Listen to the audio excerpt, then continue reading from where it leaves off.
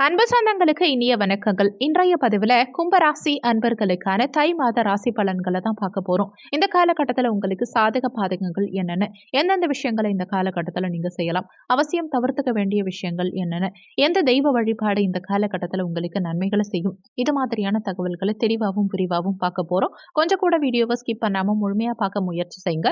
வாங்க வீடியோக்குள்ள போலாம். கும்பராசியை பொறுத்த வரைக்கும் அவிட்டம் 3-4 பாதங்கள், சதயம் 1-2-3-4 பாதங்கள், பூரட்டாதி 1-2-3 பாதத்தை உள்ளடக்கியது கும்பராசி. கும்பராசிக்கு அதிபதி சனி பகவான். வீடியோல சொல்லக்கூடிய பலன்கள் கும்பராசி மற்றும் கும்ப லக்னக்காரங்களுக்கும் ஆண் பெண் இருபாலருக்கும் பொருந்தக்கூடிய பலன்கள்.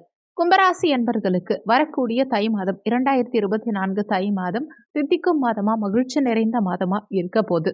மாற்றமும் முன்னேற்றமும் உங்களுடைய மனமகிழ்ச்சிய அதிகரிக்க போது. கும்பராசியை பொறுத்த வரைக்கும் 3 விஷயங்கள் முக்கியமா எடுத்துக்கலாம். என்னன்னா, யாரையும் ரொம்ப படுத்த மாட்டாங்க. யாருடைய விஷயத்திலயும் அனாவசியமா தலையிட மாட்டாங்க. மனசுல பட்டத ஓப்பனா பேசிருவாங்க. இதுதான் கும்பராசி. கும்பராசியை பொறுத்த வரைக்கும் தை மாதம் மிகப்பெரிய மாற்றம் நிகழப்போகுது. ஏன்னா 12ஆம் வீடு வலுவடைய போகுது.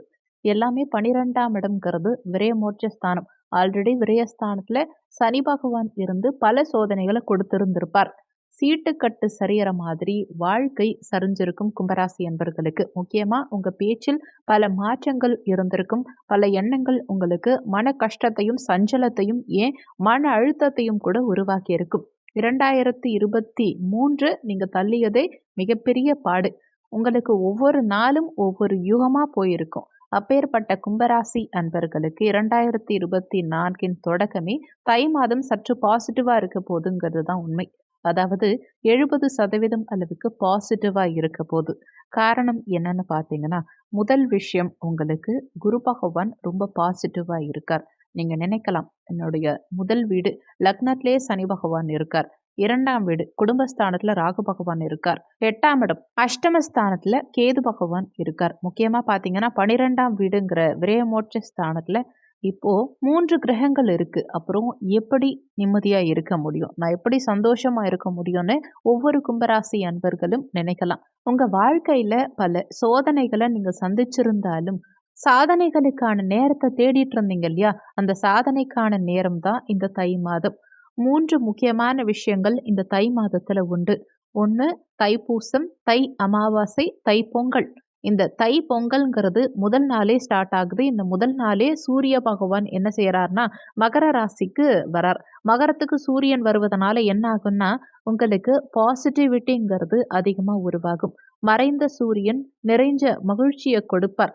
என்ன மாதிரியான மகிழ்ச்சிய கொடுப்பார்ன்னு பார்த்தீங்கன்னா, நீங்க ஒரு அரசியல்ல இருக்கீங்கன்னா, போலீஸ் துறையில இருக்கீங்க, ராணுவத் துறையில இருக்கீங்க, எந்த துறையில இருந்தாலும் சரி, உங்களுக்குன்னு ஒரு மாற்றம் வேணும். உங்களுக்குன்னு ஒரு முன்னேற்றம் வேணுங்கிற எதிர்பார்ப்பு உங்க மனசுல இருக்கும் இல்லையா?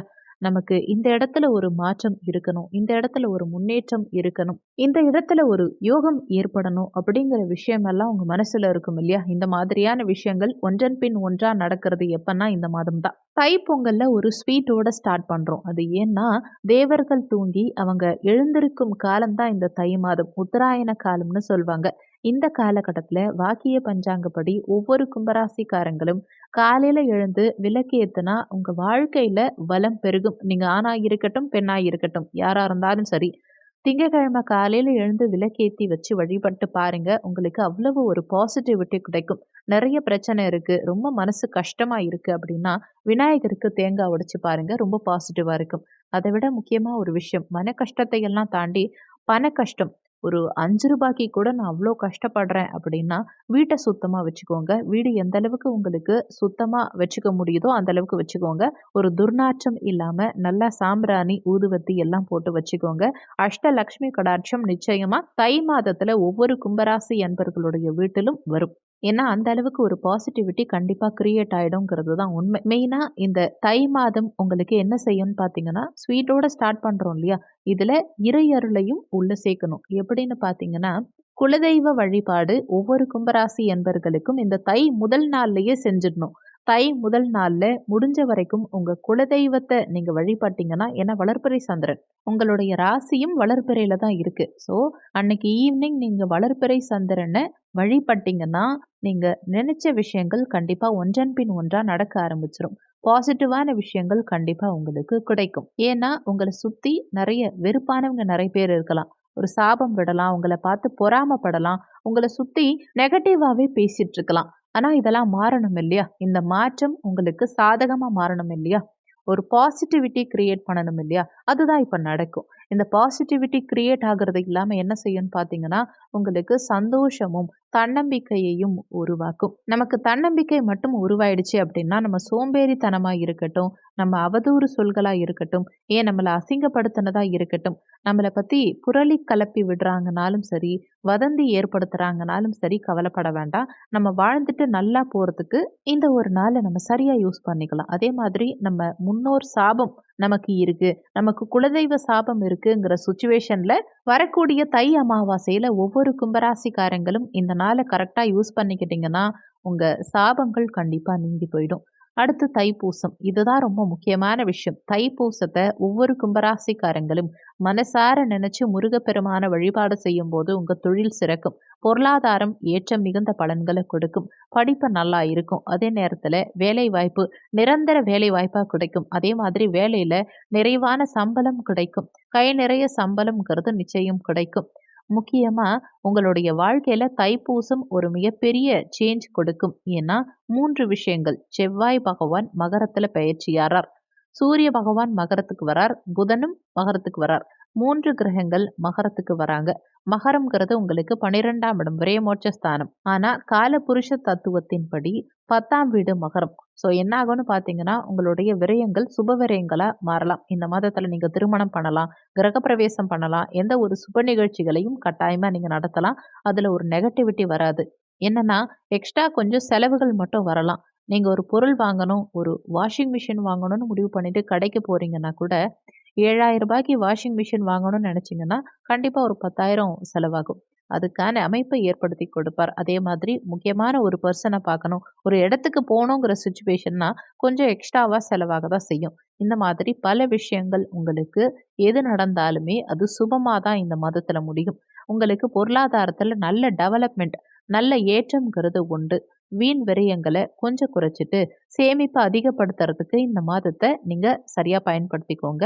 கண்டிப்பா குரு பலன் நல்லாவே இருக்கு. ஏன்னா குரு பகவான் 3ல இருக்கார். குரு பலன் நல்லாவே இருக்கு. அத பத்தி கவலைப்பட வேண்டாம். வீட்ல விட்டு கொடுத்து போங்க. எந்த ஒரு குழப்பத்துக்கும் முடிவு உண்டுங்கிற நம்பிக்கைய மனசுல வச்சுக்கோங்க. அதே நேரத்துல இறை நம்பிக்கையை எந்த அளவுக்கு அதிகப்படுத்துறீங்களோ, இறை வழிபாட்ட அதிகப்படுத்துறீங்களோ, அந்த அளவுக்கு கண்டிப்பா நிறைய நல்ல விஷயங்கள் உங்க வாழ்க்கையில நடக்கும். முக்கியமா ஒரு விஷயம். சொன்ன சொல்ல காப்பாற்றலாம். நினைச்சது நடக்கும். நீங்க நினைச்சது ஒண்ணாவும், நடக்கிறது ஒண்ணாவும் இருக்கும் இல்லையா?